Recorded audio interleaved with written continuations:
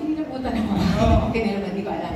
Pero, siguro po, allow me to just say, bakit nga ba si Kuya Kiko ang bibigyan ko ng isang boto ko?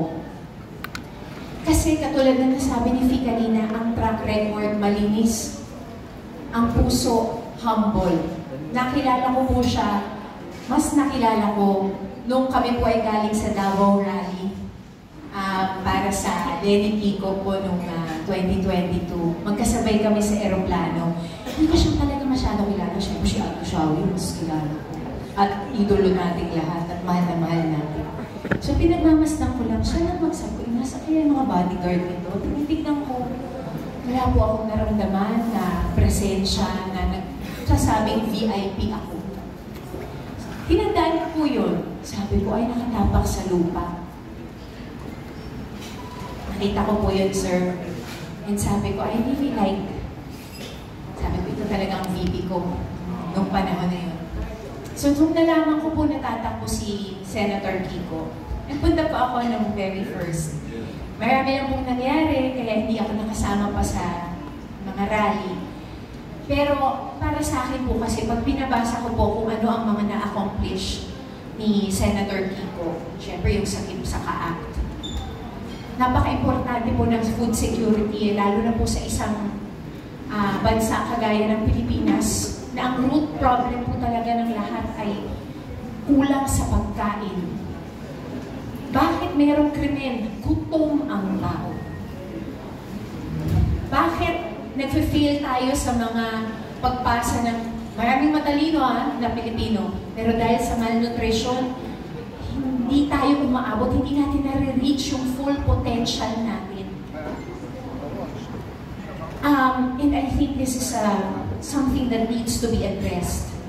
And we need people, we need senators like Senator Kiko Pangilinan to help us find solutions, better solutions. Like he said earlier, providing breakfast, food meals.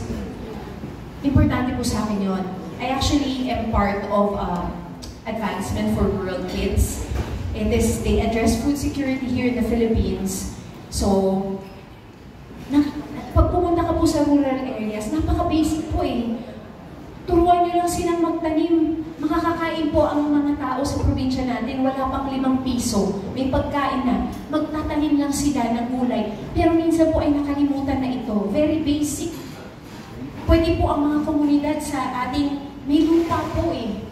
Nakakalimutan lang paano magtanim. Napaka-rich po ng soil ng Pilipinas. We just need to have better systems in place. We need to re-educate our people. And I think that is why we need Senator Kiko on board. At isa pong bagay na gusto ko po kasi na kasama po kayo sa pagpasa ng Extended Maternity Leave Act. Principal author po, kasama ni Senator Risa po. Principal sponsor po siya yan. Pasensya po, hindi po talaga ganun ka, hindi pa ganun ka in-depth. Pero alam ko po na big part po si Senator Kiko kung paano nangyari na from 60 days, naging 105 days ang maternity leave ng mga kababaihan. Importante po, paid po yan at pwede po kayo may extension 30 days pero hindi po paid. Kinikilabutan po ako na nagkaroon ako ng pagkakataon na masabi ko sa inyo, importante po sa ating mga kababaihan na meron tayong alay. Meron tayong mag-champion para sa atin, magiging boses natin bukod sa mga kagaya ni Senator Risa, Senator Pia sa Senado. Kasi po, kaalyansa natin, kailangan po natin ng mga kakampi na alam po yung basic human rights, yan po talaga eh. From food security to basic human rights, yan po talaga ang plataforma at full thrust ng governance ni Senator Kiko. Kaya po, para sa akin po talaga, importante na maisama siya sa Magic 12. Kaya, sabi mo kanina, huwag na tayo mag-isip. Babaguhin ko kailangan natin isipin kung sino ang ating ilalagay sa ating pamumuno ng ating bansa. Kasi napaka-importante po ng mga taong ito dahil sila ang nag-lead sa country natin. Sila po talaga ang decision makers natin doon, ang bosses natin. At talagang maglalagay kung nasaan ang budget, nasaan ang, nandun po talaga ang power. So let's think of this and pray about it.